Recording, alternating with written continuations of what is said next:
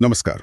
आज हम एक ऐसे मामले पर बात करेंगे जो Himachal Pradesh power corporation limited HPPCL से जुड़ा है। इसकी शुरुआत तो एक दुखद घटना से हुई, एक चीफ इंजीनियर की मौत से, लेकिन अब इसमें भ्रष्टाचार के भी गंभीर आरोप लग रहे हैं। जी, ये मामला वाकई काफी उलझा हुआ है।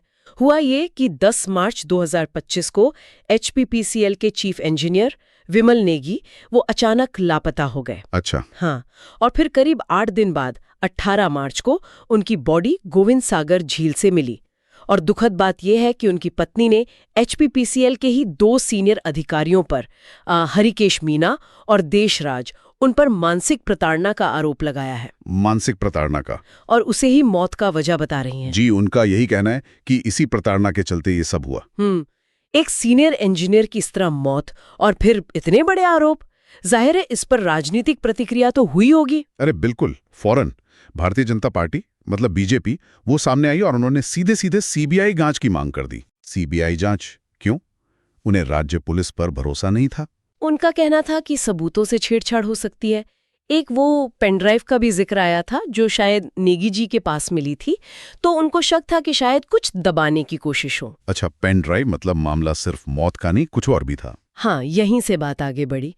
बीजेपी ने इसे HPPCL में चल रहे कथित बड़े घोटालों से जोड़ दिया।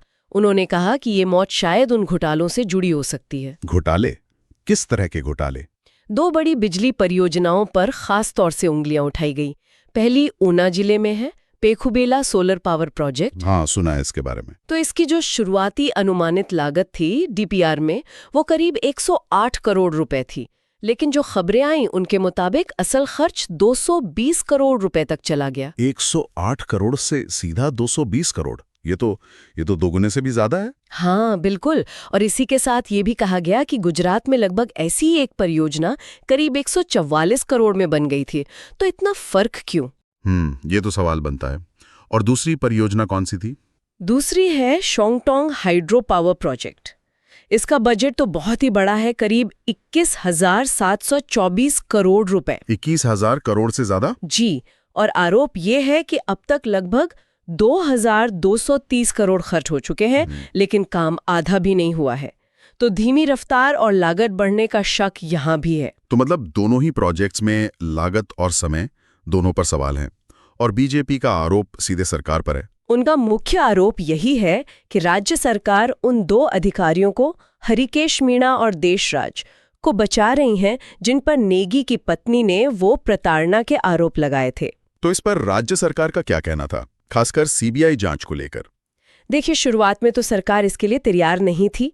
मुख्यमंत्री सुखलिंदर सुक्खू और कृषि मंत्री चंदर कुमार दोनों ने कहा कि भाई राज्य की अपनी एजेंसियां सक्षम हैं, जांच कर सकती हैं और मामले का राजनीतिकरण नहीं होना चाहिए। वो इसे स्टेट पुलिस के पास ही रखना चाहते थे। जी, लेकिन फिर मामला हाईकोर्ट पहुंच गया। अच्छा, कोर्ट ने क्या कहा? कोर्ट ने 23 मई 2025 को एक बड़ा फैसला दिया।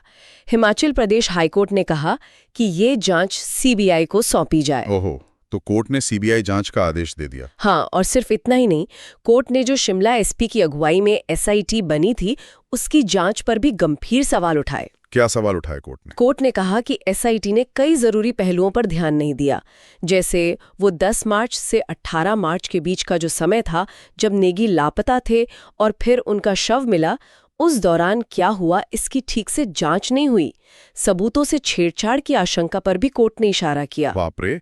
और कोर्ट ने पुलिस को चार्जशीट फाइल करने से भी रोका? जी हाँ, कोर्ट ने कहा कि बिना उनकी इजाजत के पुलिस इस मामले में चार्जशीट दाखिल नहीं कर सकती। तो कोर्ट के इस दखल के बाद तो राजनीतिक माहौल और गर्मा गया होगा। बिल्कुल, बीजेपी ने दबाव और बढ़ा दिया।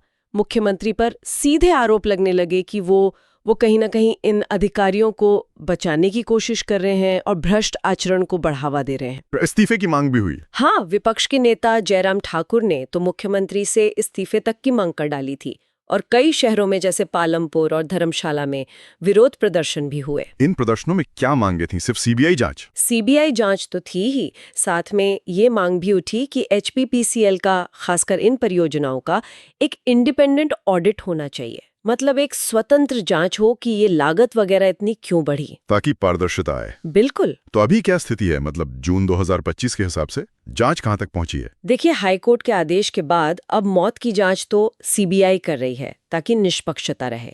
बीजेपी लगातार ऑडिट और पारदर्शिता की मांग कर रही है और राज्य पुलिस, जैसा कोर्ट ने कहा था, वो अभी चार्जशीट फाइल नहीं कर सकती, उन्हें कोर्ट की मंजूरी का इंतजार है। तो मामला अभी चल रहा है, कानूनी तौर पर भी और राजनीतिक तौर पर भी। जी बिल्कुल। ये मामला वाकई सोचने पर मजबूर करता है। ये सिर्फ एक व्यक्ति की दुखद मौत या कुछ करोड़ के घपले का आरोप नहीं है। ये तो बड़े सरकारी प्रोजेक्ट्स में पारदर्शिता और जवाबदेही पर ही सवाल खड़ा कर रहा है। सही कहा आपने। अक्सर हम ऐसे मामलों को अलग अलग देखते हैं, कहीं कोई दुखद घटना, कहीं किसी प्रोजेक्ट में गड़बड़ी, लेकिन यहाँ ये दोनों चीजें कहीं ना कहीं जुड़ती हुई दिख रही हैं और ये सवाल उठा रही हैं कि हमारे सिस्टम में अकाउंटेबिलिटी कितनी है। बिल्कुल। और ये भी कि जब इतने बड़े पद पर बैठे अधिकारियों पर आरोप लगते हैं, तो राजनीतिक दबावों से परे हटकर सच्चाई कैसे सामने आ सकती है। ये देखना होगा कि इस सीबीआई जांच का नतीजा क्या होता है और क्या इससे भविष्य के लिए कोई सबक मिलता है या नहीं। जी, ये सचमुच एक अहम सवाल है जिस पर सोचने की जरूरत है।